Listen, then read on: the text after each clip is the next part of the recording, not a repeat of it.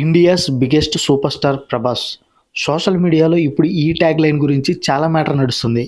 ఈ tag legendary actors అయిన Shahrukh Khan and Salman Khan కాకుండా ప్రభాస్ అన్న కరెక్టేనా? అండ్ ఇది అఫీషియల్ ఏం కాదు. సందీప్ రెడ్డి వంగ తన సినిమాకి ప్రభాస్ అన్నకి పెట్టిన ఒక బిరుదులాగా చూస్తూ అఫీషియల్గా ఈ ట్యాగ్ లైన్ ప్రభాస్ అన్నకి ఎంతవరకు కరెక్ట్ అనేది ఈ వీడియోలో మాట్లాడేసుకుందాం. ఇండియా 144 కోట్ల జనాభాలో 74 కోట్ల మంది మగవాళ్ళల్లో అందులో సుమారుగా 400 మంది హీరోస్ ఫర్ ఆల్ ఇండస్ట్రీస్. అందులో అప్రాక్సిమేట్లీగా 80 to 90 members top heroes.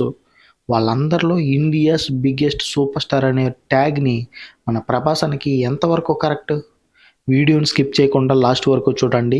Welcome to Kenny talks. మన ఇండియాలో టాప్ సినీ ఇండస్ట్రీ అంటే బాలీవుడ్, కోలీవుడ్ అండ్ టాలీవుడ్ అనే చెప్తారు. ఎందుకంటే అదే నిజం కాబట్టి.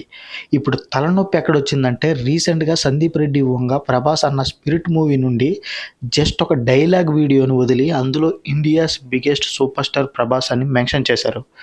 దీన్ని చూసిన బాలీవుడ్ బానిసలందరూ టీఎఫ్ఐ బానిసలతో సోషల్ మీడియాలో వార్ స్టార్ట్ చేశారు. సందీప్ రెడ్డి వంగ ఇతను నార్మల్గానే ముక్కుసూటిగా మాట్లాడే వ్యక్తి. ఏదైనా కరెక్ట్ పాయింట్ మాట్లాడతాడు. I want to make films in Bhojpuri, Malayalam, Marathi, Telugu, Kannada. I'll make a movie in Hindi. If you stop me in India, then I'll go to Hollywood. Okay. గుర్తుపెట్టుకో, సందీప్ రెడ్డి వంగ. అలాంటి వ్యక్తి ఇప్పుడు ఒక 5-6 pan India లెవెల్లో movies తీసి అందులో 3 ఫ్లాప్స్ని పెట్టుకున్న ప్రభాస్ అన్న ఎందుకు ఇండియాస్ బిగ్గెస్ట్ సూపర్ స్టార్ అని మెన్షన్ చేశాడు? బేసికల్గా బాలీవుడ్లో ఉండే షారూక్ ఖాన్ అండ్ సల్మాన్ ఖాన్ వాళ్ళు ఇప్పటికే ఎన్నో 500 కోట్లు 1000 కోట్లు కలెక్ట్ చేసిన మూవీస్ని తీశారు. వాళ్ళని కాదని ప్రభాస్ అన్నకి ఎందుకు ఇండియాస్ బిగ్గెస్ట్ సూపర్ స్టార్ అనే ట్యాగ్ని ఇవ్వాలి అనేది సోషల్ మీడియాలో నడుస్తున్న ఒక క్వశ్చన్. ఇప్పుడు ఈ క్వశ్చన్కి నేను ఆన్సర్ ఇస్తాను. షారూక్ ఖాన్ అండ్ సల్మాన్ ఖాన్ ఎన్నో 500 కోట్లు 1000 కోట్లు మూవీస్ తీశారు. బట్ ఎవరైనా చెప్తారా ఒక్క మూవీ అయినా ఇప్పటి వరకు గుర్తుండిపోయే క్యారెక్టర్ చేశారని? బాలీవుడ్ అనేది ఫిల్మ్ ఇండస్ట్రీలోనే చాలా అంటే చాలా పెద్దది. ఒక హిందీ లాంగ్వేజ్లోనే మూవీని తీస్తే హిట్ కొట్టిందంటే అప్రాక్సిమేట్లీ 200 కోట్లు లేకుంటే 300 కోట్లు వస్తాయి.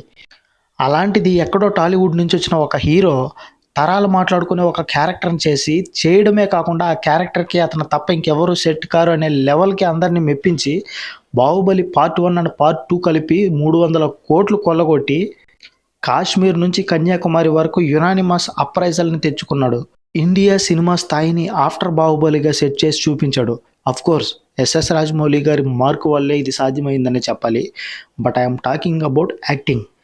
కల్కి లాంటి ఫ్యాంటాస్టిక్ అండ్ ఫ్యూచరిస్టిక్ ఫిల్మ్లో యాక్ట్ చేసి క్లైమాక్స్ ట్విస్ట్లో ప్రభాస్ అన్న క్యారెక్టర్ రివీల్కి థియేటర్లో పూనకలు తెప్పించి సాహో మూవీ తెలుగు స్టేట్స్లో ఆడకపోయినా బాలీవుడ్ వాళ్ళే ఆ మూవీని అడాప్ట్ చేసుకొని 400 కోట్లు గ్రాస్ని కొట్టిన ప్రభాస్ అన్న యాక్ట్ చేయడానికి కూడా ఆలోచించే ఒక క్యారెక్టర్ రాధేశ్యామ్ మూవీలో యాక్ట్ చేసి చూపించాడు.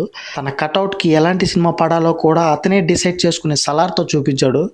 ఒక్కొక్క క్యారెక్టర్ ఒక్కో డిఫరెంట్ జానర్లో ఉంటుంది. ఎట్ దిస్ టైం ఎవరు ఇంత స్ట్రెస్ తీసుకోలేని మూవీ లైనప్స్ని పెట్టుకొని నెక్స్ట్ వచ్చే మూవీస్ అన్నీ కనీసం 1000 కోట్లు కొడతాయి అని టాలీవుడ్డే కాదు బాలీవుడ్ నుండే ప్రశంసలు పొందుతున్న మన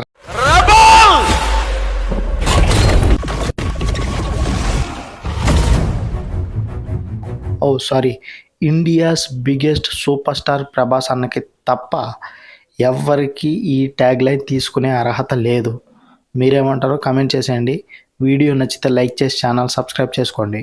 థ్యాంక్ యూ సో మచ్.